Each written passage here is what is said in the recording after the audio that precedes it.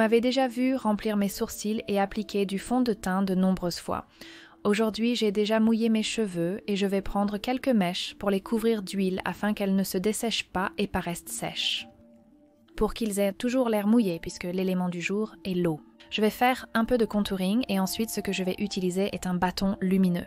Et vous pouvez utiliser n'importe quel type de bâton illuminateur si vous le souhaitez. Vous pourriez également en utiliser un qui, au lieu d'avoir une teinte dorée, a quelque chose comme un bleu ou un violet, des couleurs qui sont généralement plus associées à l'eau qu'une couleur comme l'or. Je vais estomper ces traits en forme de S qui va commencer juste en dessous de l'arc de mon sourcil et faire le tour de l'œil, sur les pommettes puis sur la paupière.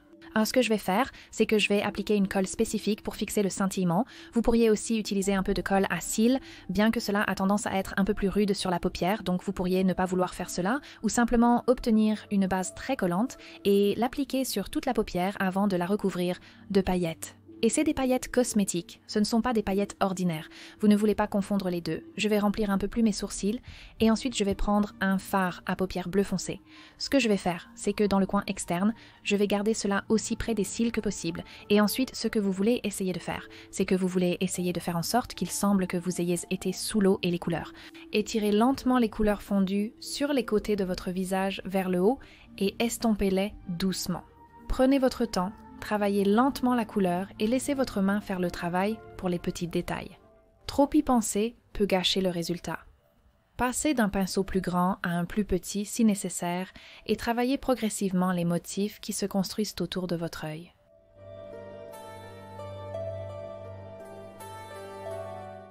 Après avoir déterminé le motif, ce que vous voulez essayer de faire, c'est de l'adoucir.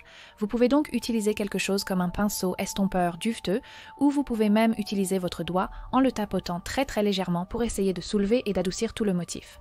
Je vais aussi prendre un peu de ce bleu, en ajouter plus au coin externe et aussi à l'arc du sourcil. Ce ne sera pas très visible, mais ça sera là. Ensuite, je vais appliquer un rouge à lèvres rouge vif, le tamponner sur les lèvres, l'estomper, surtout au centre, puis je vais prendre une couleur mûre et l'appliquer horizontalement sur la ligne des lèvres sans besoin de netteté à ce stade. Ensuite, vous voulez prendre un pinceau à lèvres ou si vous n'avez pas de pinceau à lèvres, utilisez un pinceau dard. Ils sont exactement la même chose.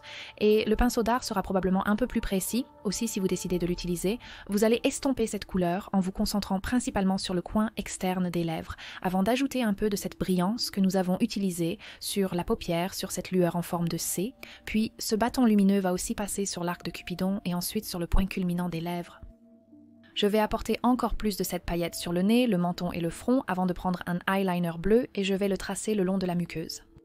Quand je trace la ligne de la muqueuse, je n'aime pas tirer la peau vers le bas et je sais que ça a l'air que je le fais, mais en réalité je ne le fais pas.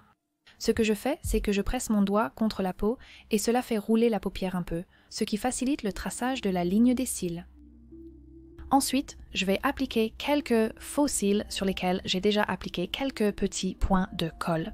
Puis ce que je vais faire, c'est prendre ces petits morceaux que j'ai fabriqués. Vous pouvez obtenir ces petites bandes holographiques rondes dans les magasins d'art. Et ce que j'ai fait, c'est que je les ai découpées de sorte qu'elles passent par-dessus la forme de l'œil et aussi autour du côté du nez. Donc je vais les coller et vous pouvez soit utiliser de la colle pour cils, soit une colle adhésive selon ce que vous préférez. Et ensuite, je vais créer quelques fausses gouttes d'eau qui sont très simples à réaliser. Ce ne sont que de la colle chaude, donc je vais les coller sur mon visage avant de prendre un eyeliner blanc et celui-ci va aller autour des yeux, des lèvres et aussi juste en dessous des sourcils et vous devez penser à cela comme si vous dessiniez les reflets sur une peinture.